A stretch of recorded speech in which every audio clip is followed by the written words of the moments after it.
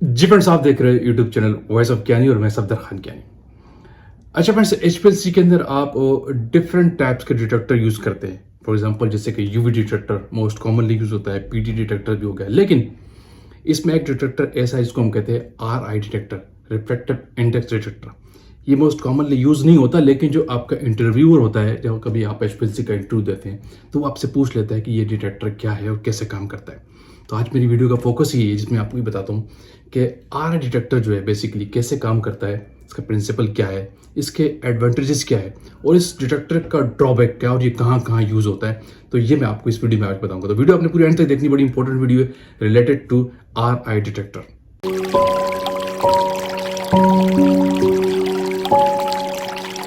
जी friends, आप discuss करते हैं कि कैसे आपका जो आर आई डिटेक्टर है बेसिकली काम कर रहा होता है। सिंपल डेफिनेशन है इसकी, लेकिन थोड़ा सा आपको बैकग्राउंड थ्योरी पता होनी चाहिए, ऑपरेशन पता हो, प्रिंसिपल पता हो कि काम किस तरीके से करता है। मोस्टली जो ये डिटेक्टर बेस कर रहा होता है, जो आपका रेफरेंस इंडेक्स होता है उसमें कितना चेंज आता है, इस चीज को डिटेक्ट करना आर आई डिटेक्टर के अंदर काउंट होता है। यानी हाउ मच लाइट आपकी जब सैंपल से पास होती है तो कितनी वो रिफ्लेक्ट करती है, यानी कितना रिफ्लेक्ट कर जाती है उस सैंपल के थ्रू, तो उसको उसका मेजरमेंट जो है रिफ्रैक्ट इंडेक्स कहलाता है। वो कैसे करते हैं मैं आपको बताता हूँ। जैसे आपका कॉलम होता है, कॉलम के सारा सैंपल आपके इल्यूट हो गए, कॉलम में आपकी सेपरेशन होती है, एक वन कंपाउंड जा रहा है, दूसरा कंपाउंड जा रहा है, तीसरा कंपाउंड जा रहा है, अगर आप नंबर ऑफ कंपाउंड की एनालिसिस कर रहे हैं। लेकिन जो डिटेक्टर है आपका, उसके अंदर एक रेफरेंस सेल यूज होता है। जैसे कि आपके यूवी डिटेक्टर के अंदर फ्लो सेल होता है, यहाँ पर रेफरेंस सेल होता है, उसकी टर्म यूज होती है।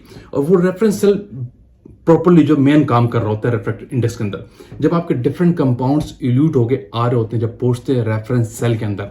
फॉर एग्जांपल रेफरेंस सेल आपका ऐसा है, ये दो पार्टीशन में डिवाइड होता है, ऐसे दो पार्टीशन में डिवाइड हो जाता है। ठीक है, एक पार्टीशन के अंदर आपका सिर्फ वो सॉल्वेंट होता है, मूविंग सॉल्वेंट, जो आपको मोबाइल फेस है, जिसमें कि आपका एनालाइट नहीं होता। यही इसकी प्रॉपर्टी है रेफरेंस सेल की कि किस तरीके से काम करता है।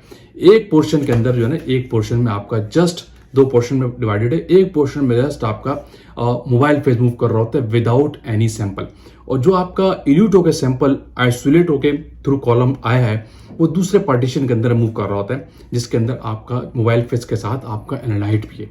ठीक है, एक पोर्शन के अंदर जस्ट मोबाइल फेज सैंपल नहीं हो गई और दूसरे सेक्शन के अंदर आपका सैंपल होता है। जब आपकी लाइट इस तरीके से यहाँ आती है, ठीक है, जिस सेक्शन के अंदर आपका जस्ट मोबाइल फेज सैंपल नहीं है, उस पर से लाइट डायरेक्ट पास हो जाती है।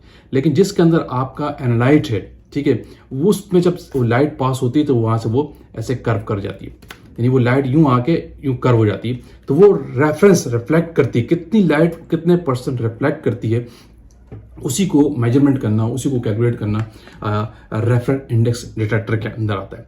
क्योंकि जो सेक्शन जीरो है, जिसमें जस्ट मोबाइल फेज जा रहा है, उसमें जो म्यू की वैल्यू, उसमें म्यू कैलकुलेट होता है, वो जीरो होगा। और जो वहां से रिफ्लेक्ट कर गया कंपाउंड में, तो वो म्यू वन हो सकता है, म्यू टू भी हो सकता है। तो mu one minus mu two zero, तो वो रेफरेंस सेल की आप रेफरेंस इंडेक्स की आप वैल्यू निकाल रहे होते हैं। तो इस तरीके से बेसिकली काम कर रहा होता है। इस पे जो मेन कंपाउंड मेन एरिया है वो है रेफरेंस सेल का, जहां पे आपके दो पार्टीशन डिवीजन होती है और एक पार्टीशन में आपका जस्ट मोबाइल फेज होता है विदाउट एनी एनालाइट, और एक सेक्शन के अंदर आपका वो मोबाइल फेज होता है जिसके अंदर आपका सैंपल भी होता है, एनालाइट होता है, वो लाइट को रिफ्लेक्ट करता है। ठीक है, उसी की मेजरमेंट इस डिटेक्टर के थ्रू हो रही होती है। ये बेसिकली मैं इसका प्रिंसिपल है, किस तरीके से काम करता है, इसको हम रेफरेंस इंडेक्स कहते हैं। लेकिन इसका एक बड़ा एक प्रॉब्लम है, बहुत कॉमन प्रॉब्लम जो हम फेस करते हैं इस आर आई डिटेक्टर के अंदर, वो क्या है कि ये मोस्टली जो है स्मॉल कंसंट्रेशन के अमाउंट को डिटेक्ट नहीं कर पाता, उनको रिफ्लेक्ट नहीं करता। ठीक है, अगर छोटी कंसंट्रेशन आप यूज कर रहे हैं तो आर डिटेक्टर के अंदर नहीं आती। जबकि अदर एंड पे यूवी डिटेक्टर बात करें, पीजी डिटेक्टर की बात करें, अगर छोटा सा स्मॉल पीपीएम का भी आपका सैंपल है, वो लाइट वहां पे एब्जॉर्ब हो जाएगी। ठीक है, वहां concentration directly proportional to absorbance होता है। यहाँ पे ये फिनोमिना नहीं है। यहाँ पे इंटेंसिटी जो है वो कितनी रिफ्लेक्ट होती है, intensity directly proportional to concentration होता है कि how much light reflect through sample से जब पास होती है। तो ठीक है, इसमें ये नोट कर रहे होते हैं। तो यूवी डिटेक्टर में छोटा सा कम पीपीएम का भी सैंपल आपका वो डिटेक्ट हो जाएगा, एब्जॉर्ब हो जाएगा।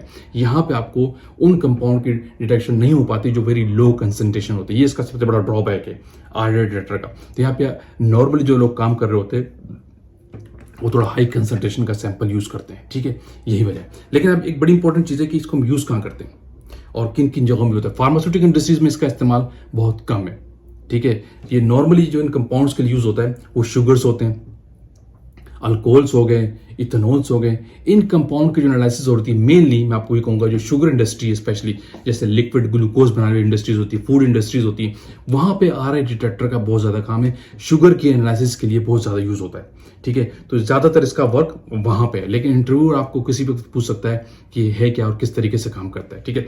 लेकिन ठीक है, इसका ड्रॉबैक सबसे बड़ा ये कि स्मॉल पीपीएम के सैंपल को डिटेक्ट नहीं कर रहा होता। आज इसके एडवांटेजेस बहुत ज्यादा है। इसके सबसे बड़ा एडवांटेज ये मैंने आपको ये कहा कि ये शुगर के लिए यूज होता है। पहला एडवांटेज इसका यही है, जो शुगर कंपाउंड ज्यादातर एचपीएलसी पे फार्मास्यूटिकल इंडस्ट्रीज में नहीं होते। जो ग्लूकोज होता है, लिक्विड ग्लूकोज के अंदर फ्रक्टोज हो गया, लैक्टोज हो गया, उनके एनालिसिस के लिए बहुत ज्यादा यूज होता है और ये शुगर इंडस्ट्रीज के अंदर आता है। दूसरा, वो सॉल्वेंट्स जो आपके यूवी डिटेक्टर के अंदर, यूवी एनालिसिस के अंदर आप काम करते हैं, जिन सॉल्वेंट्स पे आप अपने सैंपल की कंसंट्रेशन बनाते हैं, वो भी एब्जॉर्ब होते हैं यूवी डिटेक्टर के अंदर, ठीक है। लेकिन वो यहां एब्जॉर्ब नहीं होते, उनकी एनालिसिस भी आरआई डिटेक्टर पे आसानी से हो जाती है। ये इसका बड़ा इंपॉर्टेंट पार्ट है, बड़ा इंपॉर्टेंट फीचर है कि उन कंपाउंड्स की एनालिसिस भी यहाँ पे हो जाती है। दूसरा, तीसरी बड़ी इंपॉर्टेंट चीज ये है कि यहाँ पे एब्जॉर्बेंट डायरेक्टली प्रोपोर्शनल नहीं होता। इंटेंसिटी ऑफ द लाइट कितने वो रिफ्लेक्ट करती है वो डायरेक्टली प्रोपोर्शनल होती है कंसंट्रेशन की, जिसको मैंने कहा था कि एक पोर्शन के अंदर आपका सैंपल जा रहा होता है, दूसरे पोर्शन के अंदर आपका जस्ट मोबाइल फेस मूव कर रहा होता है आफ्टर सेपरेशन। ये इसकी बहुत बड़ा फीचर है। कि एक और प्रिंसिपल आपको याद होगा, आप देखते हैं कि यूपी जब आप काम करते हैं तो आपके पास डिफरेंट कंपाउंड की डिफरेंट नेचर होती है। यूवी में क्या होता है कि एब्जॉर्बेंस जो उसकी वैल्यू कंसंट्रेशन से बेस कर रही होती है यूवी के अंदर, लेकिन not necessary relate to the compound. हर कंपाउंड की नेचर डिफरेंट होती है, ठीक है। अब कुछ कंपाउंड ऐसे होते हैं, अगर 10 ppm का भी बनाया है तो उस खास पर्टिकुलर रेंज की यूवी के अंदर वो रिस्पॉन्स कम दे सकता है।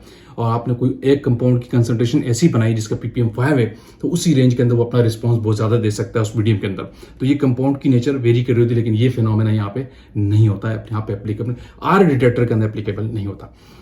तो ये छोटी सी एक ओवरव्यू है कि बेसिकली एक बैकग्राउंड कुछ क्वेश्चन थे लोगों के कि आर डिटेक्टर क्या है, किस तरीके से काम करता है।